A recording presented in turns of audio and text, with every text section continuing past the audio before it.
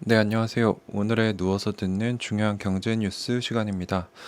오늘의 첫 번째 토픽은 지금 뜨겁게 시장을 달구고 있는 업비트 사태 이야기입니다. 뭐 계속 비트코인, 알트코인, 이렇게 암호화폐 관련된 얘기가 나오고 있는데 업비트가 실제로 25개 종목의 투자 유의 종목을 지정을 하고 5개 종목은 실제로 원화화폐 시장 삭제 안내만을 갑자기 지난주 금요일 오후에 올리면서 이 해당 종목들이 엄청나게 가격이 뭐 반토막은 기본이고 70% 넘게 하락한 종목들도 있었고 투자자들을 패닉에 빠지게 했었는데요. 이것에 대해 좀 더 기사 나온 게 있어서 한번 보도록 하겠습니다. 음, 통상 이런 가상자산 거래소들이 유의 종목 지정 절차를 밟을 때는 이제 개별 상장 코인 회사의 프로젝트 팀의 서면 문의 등을 통해서 천천히 사전 심사 절차를 진행해 왔었는데 이번에는 급작스럽게 공지를 냈었던 게 매우 이례적이었다고 하는데 이제 해당 종목들이 유의 종목 지정이 된 사유로는 뭐 팀 역량 및 사업, 정보 공개, 커뮤니케이션, 기술 역량, 글로벌 유동성, 종합 평가 결과 등 25개의 종목의 사유가 있었다고 합니다. 하지만 이렇게 피해를 본 업체 측에 얘기를 해봤더니 실제는 이 업비트가 주장했던 잣대와 달랐다고 합니다. 그래서 실제로 그 안내문을 받았던 또는 그 유의 종목 지정을 받았던 A코인 회사에 의하면 거래량과 거래 대금을 이유로 원화마켓 삭제 지정 대상이 됐다고 합니다. 그리고 업비트가 뭐라고 보냈냐면은 어, 지난 5월 17일 기준 온체인이라는 알트코인인가 봐요. 보유자 수가 6,800명, 온체인 트랜잭션, 이제 거래량은 1만 7천으로 이더리움 양보다 1% 미만으로 낮다라고 설명을 했다고 합니다. 그리고 4월 한 달 거래 대금이 한화로 약 5,600억 원으로 비트코인 대비 0.03% 수준밖에 안 된다. 라고 해서 이제 메이저 코인인 비트코인과 이더리움과 비교해서 거래량과 거래 대금 또는 소유한 사람이 너무 적다라는 이런 안내문을 보냈다고 해요. 그리고 이를 두고 업계에선 유례없는 잣대다라고 반발했다고 합니다. 이렇게 나올 수밖에 없는 게 지금 코인에 대한 제대로 된 규제도 없는데 이걸 뭐 유의 종목으로 할 거냐, 상장 폐지시킬 거냐 이런 기준이 좀 어디 있겠습니까? 그래서 업비트에서 이제 자기 나름대로 합리적인 걸 제시한 것 같은데 아직 정해지지 않은 기준이기 때문에 이거 실제로 피해를 입은 입장 측에서는 굉장히 납득하기 어려운 이유였다고 설명을 하고 있습니다. 그리고 실제로 가상화폐 거래소 관계자는 업비트 주장대로 거래량이나 거래대금을 이유로 유의 종목으로 지정하는 것 자체가 어불성설이다. 왜냐하면 일부 코인들은 아직 초기 단계인 점을 알고 상장을 했기 때문이다. 라고 말했습니다. 그래서 이제 다른 기사를 보면은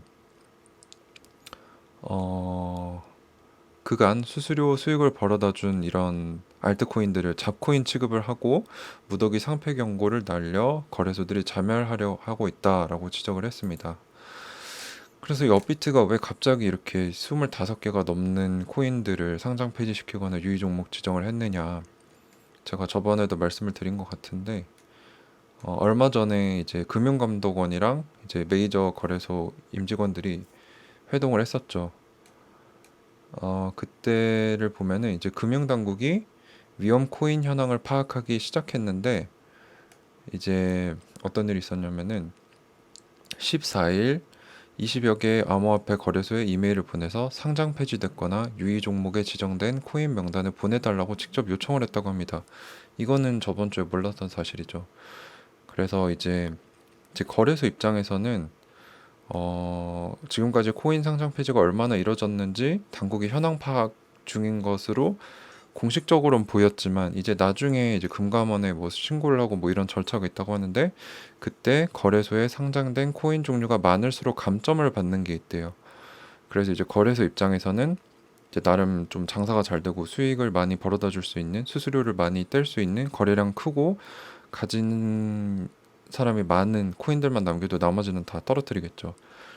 그래서 원래 금감원이 이제 실명 계좌를 은행에게 틀 수 있는 권한을 주면서 은행이 알아서 거래소를 판별해라 이렇게 간접적으로 터치를 하려고 했는데 이 코인 개수에 따른 감점 요인이 들어가면서 금감원이 직접 거래소 관리에 들어간 것으로 보입니다. 그래서 뭐 어떤 기사에 의하면 금감원이 거래소에 살생부를 요청했다, 이런 자극적인 기사가 나오기도 했고요. 네, 그래서 이런 뒷배경이 있어서 이제 업비트가 그런 알트코인, 특히 거래량이 적은 애들을 정리를 했었고, 앞으로도 이런 움직임이 더욱 확대돼서 다른 거래소도 비슷한 일이 일어날 수 있다라는 걸 말씀드리는 거고요. 그래서 이제 메이저 코인들을 제외한 이제 거래량이 작은 알트코인들 투자하는 데는 특별히 주의를 기울이시고 웬만하시면 안 하시는 거를 저는 추천을 드리겠습니다. 네, 그렇게 이제 업비트 사태 얘기를 드렸고요.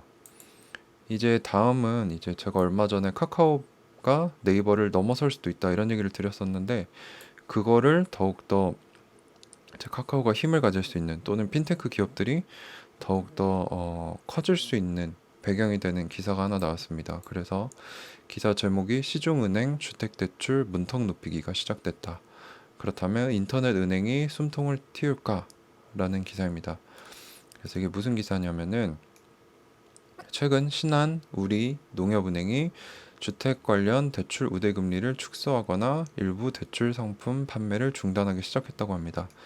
그래서 이제 뭐 특정 보험을 가입하면은 주택담보대출이 더 나오는 이런 상품이 있었는데, 그 상품들을 없애고 우대금리도 낮추고 있다고 합니다. 아직 뭐 메이저 은행 중에 국민, 하나은행 같은 경우는 움직임이 없는 상황이지만, 이제 메이저 은행들이 이렇게 움직이고 있으면서 거기에 참여할 수 있다고 전망하고 있다고 합니다. 이 뒷배경이 뭐냐면, 이제 금융위원회가 오는 17일, 내일 모레죠, 금융권 임원들을 불러서 가계대출 관련 당부사항을 전달할 것으로 알려졌다고 합니다.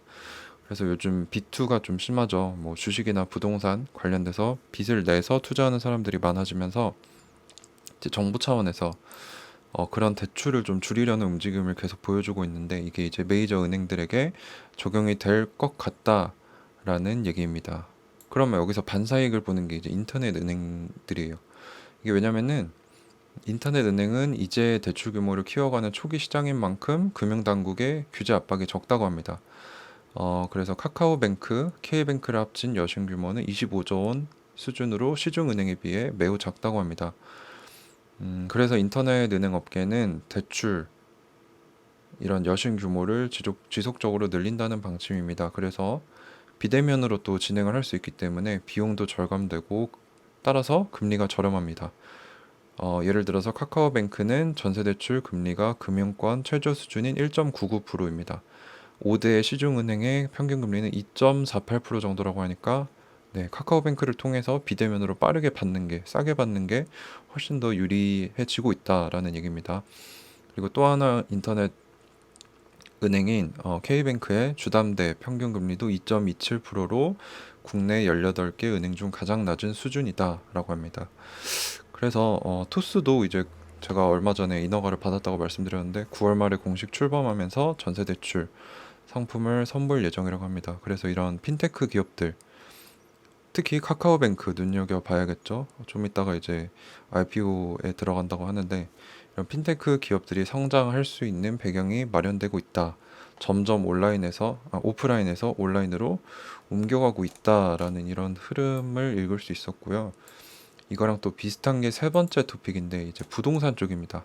핀테크, 이제 온라인으로 은행 업무를 보는 것과 마찬가지로 이제 직방이 프롭테크가 이제 프로퍼티, 부동산, 기술, 테크놀로지의 합성어로 모바일과 빅데이터, VR 등 하이테크 기술을 기반으로 하는 부동산 서비스를 뜻하는데, 아까 핀테크 카카오뱅크라는 기업과 비슷하게 직방도 이제 부동산계의 프롭테크 기업으로 도약을 하겠다는 이제 포부를 밝혔는데, 기사 제목이 새 부동산 중개 서비스를 발표한 직방, 제2의 타다 사태 촉발할 것인가? 라는 거입니다. 이제 타다에 대해서는 좀 이따 설명을 드릴 텐데, 안성우 직방 대표가 이제 회사 서비스 개시 10주년을 맞아서 기자 간담회를 통해 새로운 비즈니스 모델을 내놨는데, 이게 뭐냐면, 공인중개사를 비롯한 부동산 관련 전문가들이 직방을 이제 활용해서 비대면 온라인으로 부동산 정보 조회, 매매, 계약, 수리 등을 할 수 있는 서비스를 제공하겠다는 개념입니다. 그래서 이제 오프라인이 아닌 온라인으로 VR 영상을 통해 이제 실제 매물의 내부나 외부를 3차원으로 둘러보고 이제 한 시간만 보면 이제 일조량을 알 수 없으니까 다양한 시간대별로 일조량까지도 확인할 수 있다고 하네요.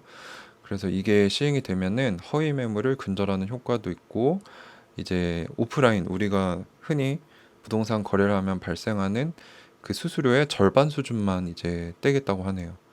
그래서 이제 이미 개업한 중개사는 물론 자격증만 보유한 중개사들과도 폭넓게 제휴할 것이다 라고 얘기를 했는데 이제 부동산 업자분들은 이게 당연히 안 좋게 보이겠죠. 그래서 제2의 타다 사태가 촉발되는 것이 아니냐는 말이 나오는데 타다가 이제 택시 쪽에서 이런 시도를 했다가 이제 택시기사분들이 또 크게 반발을 하면서 결국엔 퇴출을 당하게 됐죠.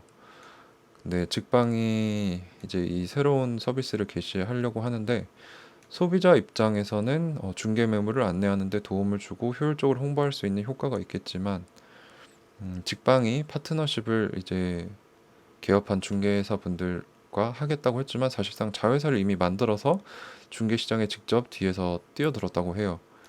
그래서 음, 어떻게 될지 한번 지켜봐야겠습니다. 우리나라가 이제 어떻게 이제 제3자의 모습에서 보면은 당연히 기술이 진보됨에 따라 좀 더 소비자들에게 편하고 싼 가격에 서비스를 제공할 수 있는 곳으로 이동하는 게 맞지만 이게 또 기존에 업을 해오시던 분들의 생계도 얽히게 되고 또 부동산이라는 특성상 이게 직접 가서 봐야 된다라는 마인드를 가지신 분들이 많기 때문에 이 직방의 프롭테크 기업으로서의 도약의 포부 어떻게 될지 좀 지켜봐야 될 사항인 것 같습니다. 그래서 이제 아까 말씀드렸듯이 인터넷 은행들이 약진할 수 있는 이런 흐름이 나왔고 또 부동산에서도 직방이 이런 온라인 서비스 좀 더 저렴하고 편리한 서비스 제공했다 이런 걸 보면서 이제 오프라인의 시대는 정말로 끝나가는 게 아닌가라는 생각이 많이 들었고요. 사실 10년 전 생각만 해도 인터넷 업무를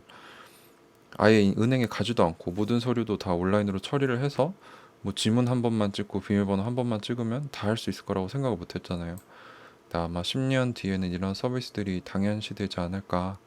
정말 세상 변하는 게 무섭고 공부를 꾸준히 해야겠다라는 생각이 들었습니다. 그래서 오늘 이렇게 몇 가지 토픽 말씀을 드렸는데 오늘은 여기서 마치도록 하겠습니다. 네, 시청해 주셔서 감사합니다.